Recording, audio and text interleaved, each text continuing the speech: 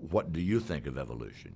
Is it a threat to the teachings of the church, et cetera? And he smiled very beatifically, as only Dominican priests can smile, and said, "No, son, evolution, that's just how God did it.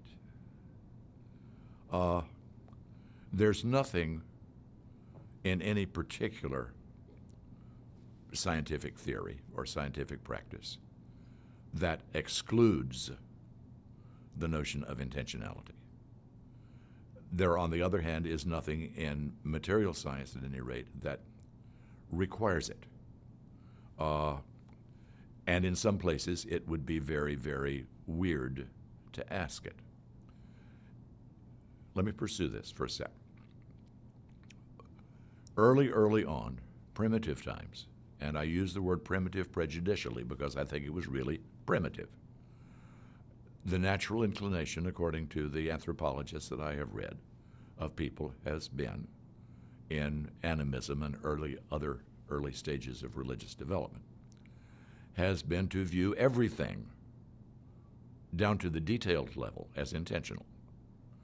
So if the volcano blows and 40 people are caught in the ash and the lava and get killed, that was for a reason.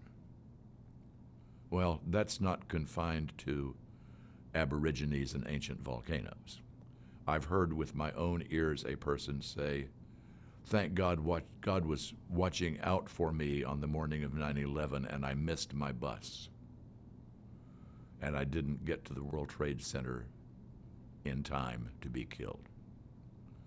Well, of course, from that it would seem to follow that God was not watching out for the others, or that God wanted them to be there, or something.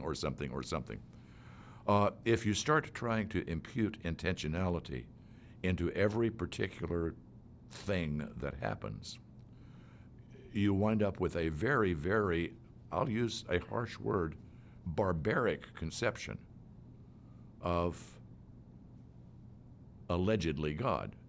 And if, as I argue, and Kai Nielsen argues, and many others argue, that what the word God means is worthy of worship and nothing else. It's a title, not a name. If what God means is worthy of worship, then to say that, natural disasters and so on are punishment, Job, etc., is to say that I want to worship something that isn't worthy of it. And in religious tradition, that's called idolatry and is frowned on harshly.